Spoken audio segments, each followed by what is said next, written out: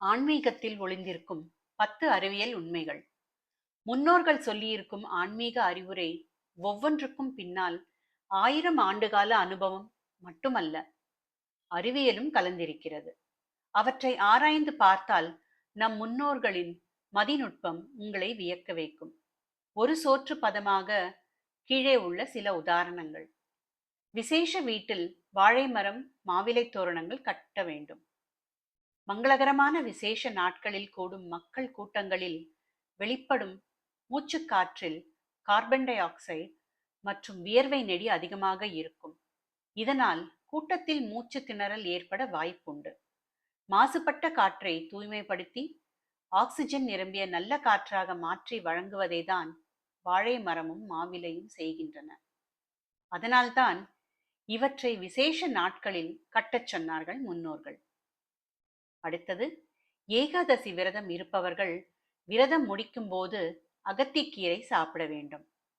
பொதுவாக மாதத்துக்கு ஒரு முறையாவது மென்று விழுங்கும் திட ஆகாரங்களை உட்கொள்ளாமல் இருந்து இரைப்பைக்கும் குடலுக்கும் குறைவான வேலை கொடுப்பது உடலுக்கு மிகவும் நல்லது.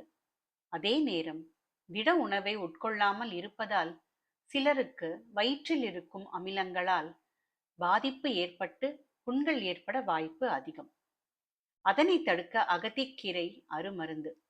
எனவேதான் ஏகாதசி விரதம் முடிக்கையில் அகத்திக்கீரையை சாப்பிடச் சொன்னார்கள். தவிர அகத்திக்கீரையில் இரும்பு சத்து அதிகம்.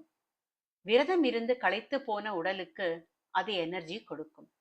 அடுத்தது, வெள்ளி செவ்வாய் வீடு முழுக்க சாம்பிராணி புகை போட வேண்டும்.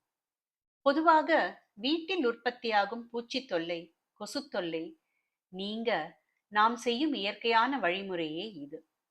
சாம்பிராணி மனம் பல்வேறு விதமான பூச்சிகளையும் கொசுக்களையும் எதிர்க்கும் வல்லமை கொண்டது.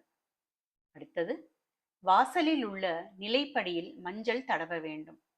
மஞ்சள் மிக நல்ல கிருமி நாசினி.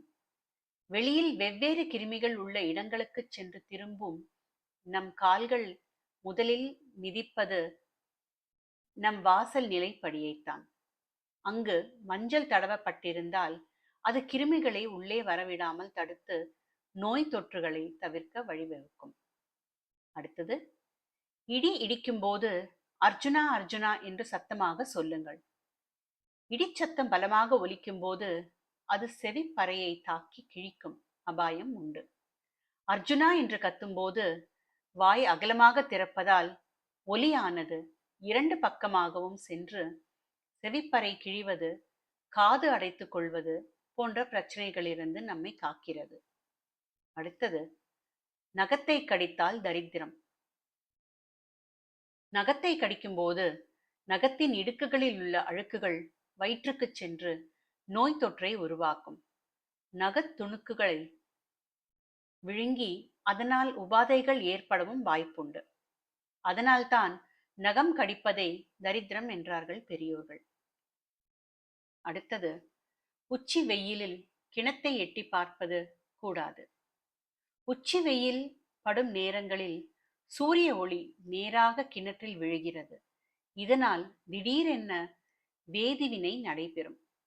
கிணற்றுக்குள் விஷவாயு உண்டாகலாம். அத்தருணம் கிணற்றில் எட்டி பார்ப்பதால் மயக்கம் உண்டாகவோ அதன் காரணமாக கிணற்றுக்குள் தவறி விழவோ வாய்ப்புண்டு.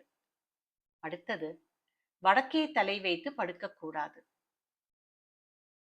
நம் புவியின் மையப்பகுதியில் இருக்கும் காந்த விசையானது வடக்கு தெற்காகத்தான் இயங்குகிறது. எனவே வடதிசையில் தலை வைத்து படுக்கும்போது காந்த விசையால் நமது மூளையின் செயல்திறன் குறைய வாய்ப்புள்ளது. அடுத்தது, கோயிலை விட உயரமாக வீடு கட்டக்கூடாது. பலத்த இடி இடிக்கும் போது கோவில் கோபுரங்களில் உச்சியில் அமைக்கப்பட்டிருக்கும் கலசங்கள் அந்த மின் அதிர்ச்சியை உள்வாங்கி தரைக்கு கடத்தும் வகையில் அமைக்கப்பட்டுள்ளன. இதனால் இந்த கோபுரத்துக்கோ சுற்றிலும் உள்ள வீடுகளுக்கோ எந்த பாதிப்பும் ஏற்படாமல் தவிர்க்கப்படுகிறது. எனவேதான் இன்றைய இடிதாங்கி அறிவியல் வசதியில்லாத அக்காலத்தில் கோயிலை விட உயரமாக கட்டடம் கட்ட வேண்டாம் என்று சொல்லி வைத்தார்கள் முன்னோர்கள். அடுத்தது, வீட்டு வாசலில் முருங்கை மரம் வைத்தால் வீட்டுக்கு ஆகாது. மரங்களில் மிகவும் அடர்த்தி இல்லாத மென்மையான கிளைகளை கொண்ட மரம் முருங்கை. அதனால் வீட்டில் இருக்கும் குழந்தைகள் விளையாட்டாக அதில் ஏறி விளையாடினால் கிளை முறிந்து குழந்தைகள் கீழே விழுந்து காயம் பட்டுக்கொள்ள வாய்ப்புண்டு.